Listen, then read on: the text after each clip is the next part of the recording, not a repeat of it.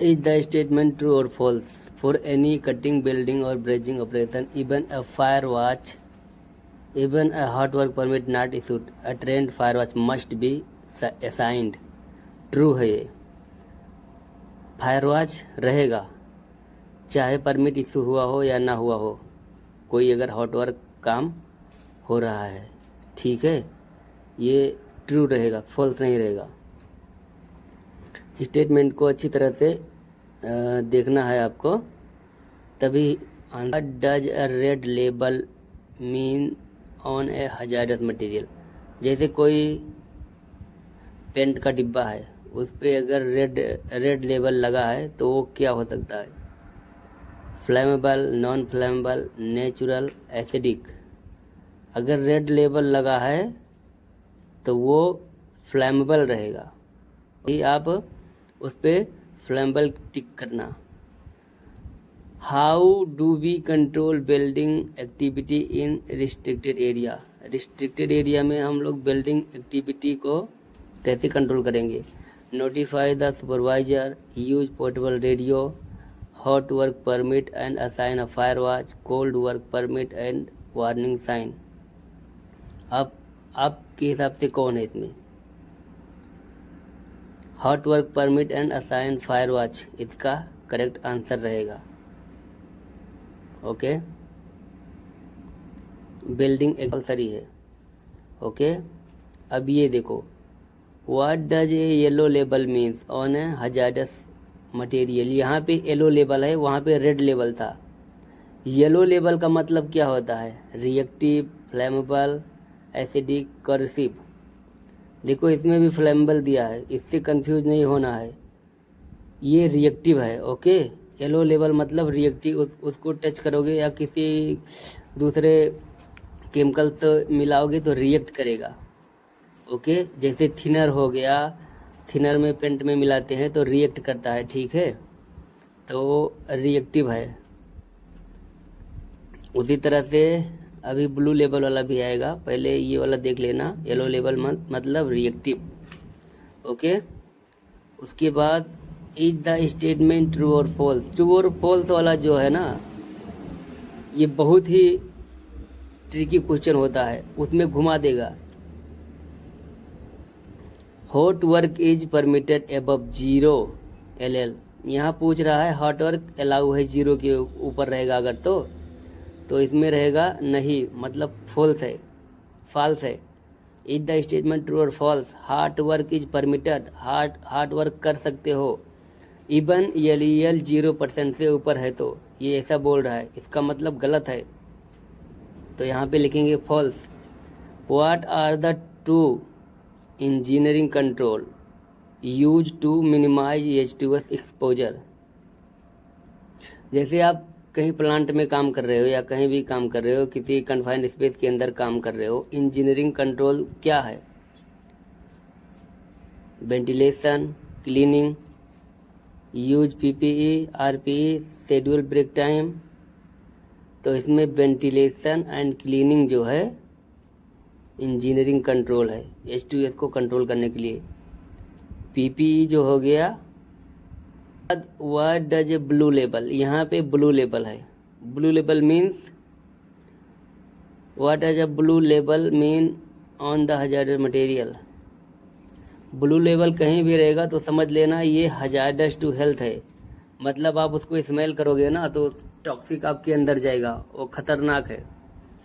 इसलिए blue, red and yellow तीनों को ध्यान से देखना। रेड का मतलब फ्लेमेबल, येलो का मतलब रिएक्टिव, ब्लू का मतलब हजारडस टू हेल्थ। यहाँ भी फ्लेमेबल दिया है लेकिन उस पर कंफ्यूज नहीं होना है हमको, खाली हजारडस टू हेल्थ रहेगा।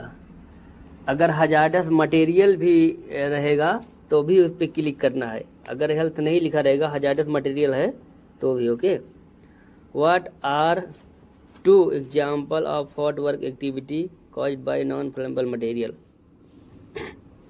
ये ट्रिकी क्वेश्चन है, अगर इसको आज समझ गए तभी आंसर कर पाओगे। नॉन फ्लेमेबल बोल रहा है तो इसमें देखो, spark from faulty wiring, discarded cigarettes, open flame and brazing. देखो ब्रेजिंग एक तरह का लिक्विड है, ये है ब्रेजिंग। इसको मेल्ट करने के ब्रेजिंग और बिल्डिंग एक ही जैसा होता है, इसमें कोई स्पार्क नहीं निकलेगा ब्रेजिंग में, और सिगरेट में भी कोई स्पार्क नहीं निकलेगा, खाली आग रहता है, देख सकते हो। लेकिन स्पार्क में आप आग को देख सकते हो, ओपन फ्लेम में भी आप आग को देख सकते हो। Item are fire hazard, select two answer. What does a item for fire hazard? Fire hazard के लिए आपको दो करना है, डैमेज पावर कॉर्ड्स और ओवरलोड एक्सटेंशन, यही दोनों रहेगा बस। ओके, ना कि safe heater, good housekeeping. Damage power code and over extension card, यही दोनों रहेगा इसका। Okay, cylinder containing oxygen and oxidizer and gas cylinder must be separated by a barrier with कितना मीटर पे?